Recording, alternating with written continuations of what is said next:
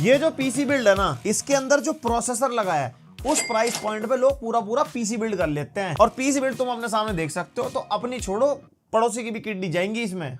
सबसे पहले भैया प्रोसेसर इसमें यूज करा हमने AMD Ryzen 9 9950X3D processor. Overall gaming की परफॉर्मेंस बढ़िया मिलती है, लेकिन उसके लिए बहुत बढ़िया प्राइस भी आपको पे करना पड़ता है, क्योंकि ये जो प्रोसेसर है 73,600 रुपीज का है और ये 16 कोर्स एंड 32 थ्रेड्स का प्रोसेसर है। और फिर आता है मदरबोर्ड, माँ का board. MSI MPG X870E Edge TI wifi हमने यूज करा है, जो 38,680 रुपीज का चल रहा है। और भाई सबसे महंगा कंपोनेंट हमारा ग्राफिक्स कार्ड, ये है MSI का supreme X Liquid RTX 5090, 3,96,500 rupees का ये RTX 5090 है। एंड यस, डेस्कटॉप का 5090 हमारा 32 GB VRAM वाला ग्राफिक्स कार्ड है। साथ में जो इसका पावर ड्रॉ है वो अप टू 600 वॉट तक का है। और रैम हमने यूज करी है Kingston Fury Renegade DDR5, 32 GB की 2 स्टिक्स यहाँ पे यूज करी है। और जब इतनी तगड़ी फ्लैगशिप पीसी बिल्ड अगर आप बना रहे हो, तो भाई आप लगाओ लेटेस्ट Gen 5 स्टोरेज, जो हम यहाँ पे यूज कर रहे हैं Kingston Fury Renegade G5, जो हमने लगाया वो 2 TB वेरिएंट है। और भाई read and right speeds 14,000 Mbps plus read speed and 13,900 plus right speed. भाई साहब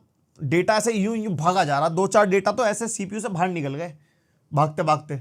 और इस सीपीयू को ठंडा रखने के लिए 360 mm का AIO is more than enough, जो हम यहाँ पे यूज कर रहे हैं MSI का Core Liquid i360। एंड भाई इतना तगड़ा पीसी बिल्ड कर रहे हैं, पावर सप्लाई भी तगड़ी चाहिए, तो हमने यहाँ पे 1300 वॉट की पावर सप्लाई यूज करी है MSI की MEG AI 1300P। और ये जो सुंदर सी व्हाइट कलर की कैबिनेट आप देख रहे हो, ये है MSI की MPG Velox 300R Airflow PZ 11,180 rupees की कैबिनेट है। और भाई अब जरा फ्लैगशिप परफॉर्मेंस देखते हैं। सबसे पहले Cinebench R23 43,000 plus multi core and 2200 plus single core and Geekbench 6 के भी मल्टी कोर सिंगल कोर के स्कोर ये आपके सामने। फिर एडिटर वगैरह अगर आगे तो Paget Bench पर Premiere Pro, जिसके अंदर भाई 15,600 प्लस, आफ्टर इफेक्ट्स में 18,600 प्लस। और ग्राफिक्स की परफॉर्मेंस के लिए 3D Mark Times Pi, जिसके नंबर भैया क्या जबरदस्त, graphics score 38,000 plus and overall भी 31,000 प्लस निकल गया। और Geekbench 6 का OpenCL 3,84,000। और इतनी बातें कर ली, अब जरा गेम टेस्ट नहीं करेंगे ऐसा 4K में, देखते हैं कहां खड़ा है, कैसे FPS दे रहा है। Cyberpunk 4K अल्ट्रा भाई नॉर्मली रॉ परफॉर्मेंस 120-130 जा रही है, फ्रेम जनरेशन लगा के तो 200 पार है। और उसके बाद Hellblade, यहाँ पर रॉ परफॉर्मेंस में भाई 75-80 FPS मिल रहा है। फिर ब्लैक में तो वो कहूंगा ये Unreal Engine 5 पे बना हुआ गेम है, और सिनेमैटिक जो रॉ परफॉर्मेंस है उसके अंदर एवरेज 60 FPS निकाल पाता है, फ्रेम जनरेशन लगा के तो अच्छे FPS मिल जाएंगे। उसके बाद Alan Wake 2 बढ़िया रॉ परफॉर्मेंस, एकदम DLSS फ्रेम जनरेशन लगा के भी तगड़े FPS। किसी भी चीज की टेंशन लेने की जरूरत नहीं है,